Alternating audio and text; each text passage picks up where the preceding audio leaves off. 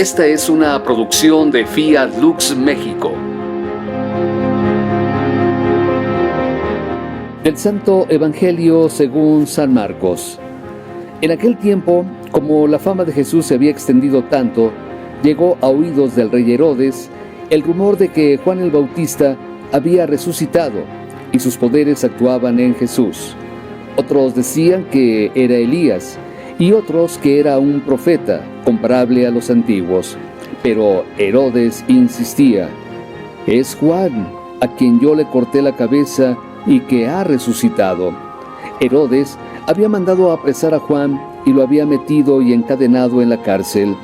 Herodes se había casado con Herodías, esposa de su hermano Filipo, y Juan le decía: «No te está permitido tener por mujer a la esposa de tu hermano». Por eso Herodes lo mandó encarcelar. Herodías sentía por ello gran rencor contra Juan y quería quitarle la vida, pero no sabía cómo, porque Herodes miraba con respeto a Juan, pues sabía que era un hombre recto y santo y lo tenía custodiado. Cuando lo oía hablar, quedaba desconcertado, pero le gustaba escucharlo.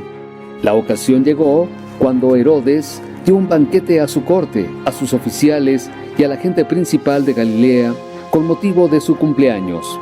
La hija de Herodías bailó durante la fiesta y su baile les gustó mucho a Herodes y a sus invitados.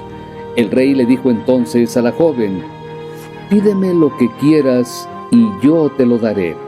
Y le juró varias veces: «Te daré lo que me pidas, aunque sea la mitad de mi reino». Ella fue a preguntarle a su madre: «¿Qué le pido?». Su madre le contestó: «La cabeza de Juan el Bautista».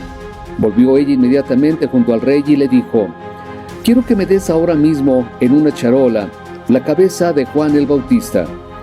El rey se puso muy triste, pero debido a su juramento y a los convidados, no quiso desairar a la joven, y enseguida mandó a un verdugo que trajera la cabeza de Juan. El verdugo fue, lo decapitó en la cárcel, trajo la cabeza en una charola, se la entregó a la joven y ella se la entregó a su madre. Al enterarse de esto, los discípulos de Juan fueron a recoger el cadáver.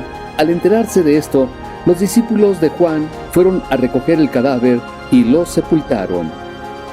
Palabra del Señor. Comentario al Evangelio. Una muerte reveladora. El sufrimiento de una víctima siempre termina evidenciando la atrocidad de un verdugo. El asesinato del Bautista evidencia, y probablemente era una de las intenciones de Marcos, el comportamiento caprichoso de Herodes, un reyezuelo que actúa con doblez.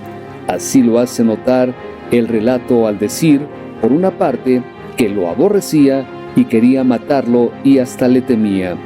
Por otra parte, que quedaba perplejo al oírlo hablar y hasta lo escuchaba con gusto. Dicho doblez se cristalizará en un atrevimiento típico de los opresores, que consiste en ofrecer más de lo que pueden y de lo que deben. Sabemos por diversas fuentes, sobre todo por el historiador Flavio Josefo, que estos reyes eran en apariencia poderosos, pero en realidad eran sumamente débiles. No eran dueños, funcionaban como administradores. Por tanto, la promesa de darle a la bailarina lo que quisiera, así fuera la mitad de su reino, es una vil mentira, mostrando más que su poder, su atrevimiento despótico, incluso su evidente complejo de inferioridad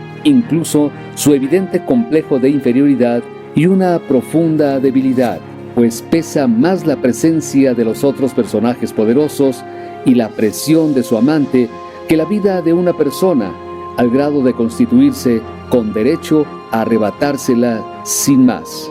Pues pesa más la presencia de los otros personajes poderosos y la presión de su amante que la vida de una persona, al grado de constituirse con derecho a arrebatársela sin más. ¿Qué hay detrás de los sufrimientos de muchas personas inocentes? ¿Qué deberíamos hacer para no tener comportamientos como los de Herodes? Visita nuestra página www.fiatluxmexico.com.